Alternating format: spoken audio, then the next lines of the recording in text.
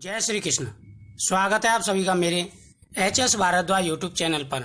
आज मैं आपको भीष्म पंचक व्रत के बारे में जानकारी दूंगा। भीष्म पंचक का व्रत कब से प्रारंभ होगा और कौन कौन से उपाय किए जाते हैं, क्या नियम निभाने चाहिए। भीष्म पंचक का जो व्रत है वह कार्तिक मास की देवउठनी एकादशी से प्रारंभ किया जाता है।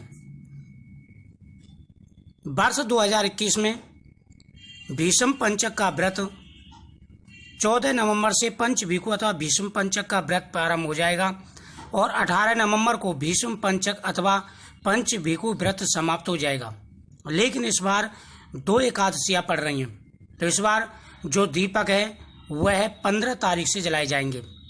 15 तारीख को वैष्णव एकादशी है जो द्वादशी के साथ होती है, उससे और पूर्णमासी तक 5 दिन होते हैं, तो 5 दिन यह दीपक जलाए जाएंगे जो पंचभीखु के नाम से दीपक जलाए जाते हैं, भीष्म पंचक के नाम से जलाए जाते हैं। तुलसी विवाह भी 15 तारीख को ही होगा, 14 तारीख को तुलसी विवाह भी नहीं होगा। एकादशी का व्रत भी 15 तारीख को ही रखा जाएगा, जिसका विशेष महत्व है। वैसे 14 तारीख की एकादशी पूरी दिन रहेगी, लेकिन महत्व 15 का रहेगा। सोमवार का दिन है, बहुत ही बड़ा दिन है। कार्तिक माह में सुबह 5 दिन तक पंचभीखु की पूजा की जाती है। इसमें एकादशी व द्वादशी का व्रत रखते हैं, त्रयोदशी को भोजन ग्रहण करते हैं, फिर चतुर्दशी व पूर्णमासी का व्रत करके पूर्णिमा के दिन 5 वस्तुएं ब्राह्मण को दान करते हैं।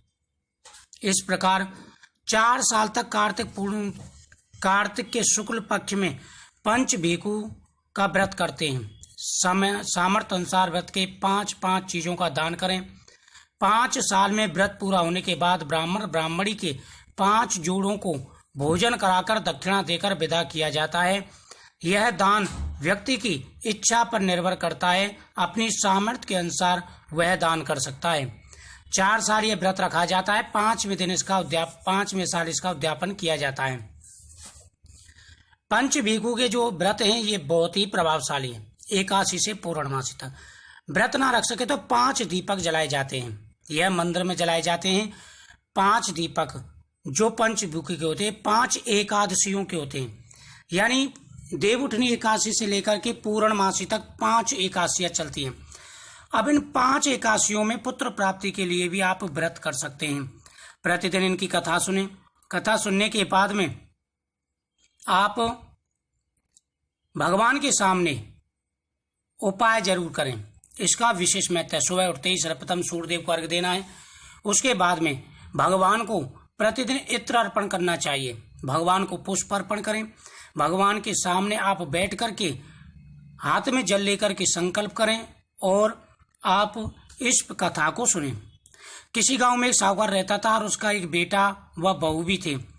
वह कार्तिक माह में रोज सवेरे उठकर गंगा स्नान करने के लिए जाती। सुबह जल्दी जाते समय वह किसी भी पराये पुरुष का मुंह नहीं देखती थी। एक राजा का बेटा भी था, वह सुबह स्नान करने जाता, लेकिन उससे पहले वह जो बहू थी वह स्नान कर जाती। राजा का लड़का सोचता मैं इतनी जल्दी स्नान करता हूँ, फिर भी मुझसे पहले कोई स्नान कर जाता है।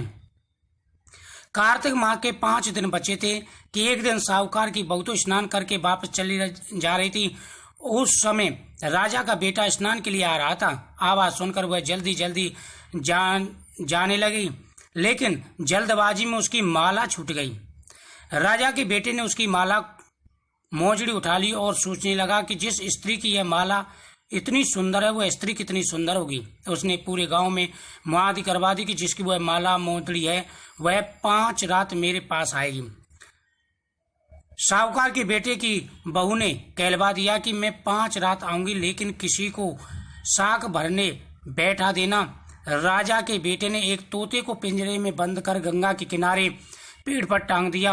बहू सुबह के समय आई, पहली पैड़ी पर पैर रखा और बोली, हे कार्तिकेय, ठाकुर राई दामोदर, 5 पांडु, छठे नारायण, भीकम राजा, उस पापी को नींद आ जाए। राजा के बेटे को नींद आ गई। बहू नहाकर धोकर चलने लगी तो तोते से बोली, सुबह सुबह तेरे गल गाड़ूंगी हीरा, मेरी साख भरियो बीरा। सुबह बोला कि कोई वीर साख भरता है क्या?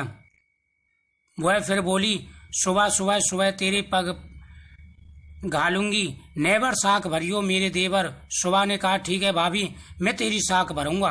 वह कहकर इसका मतलब यह है उसने तोते से कहा कि आप बता देना कि मैं आई थी। अगले दिन राजा के बेटे ने सोचा कि आज मैं अपनी अंगुली में चीरा लगाकर इससे मुझे नींद नहीं आएगी। अगले दिन राजकुमार अंगुली में चीर कर लेट गया। वह आई और भगवान से उसी तरह प्रार्थना करने लगी। राजकुमार को फिर नींद आ गई। वह स्नान करके चली गई। राजकुमार ने तोते से बहू के आने की बात पूछी। उसने बता दी।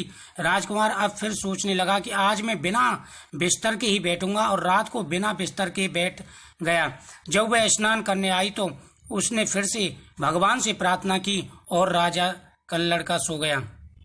इस प्रकार से 5 दिन बीत गए।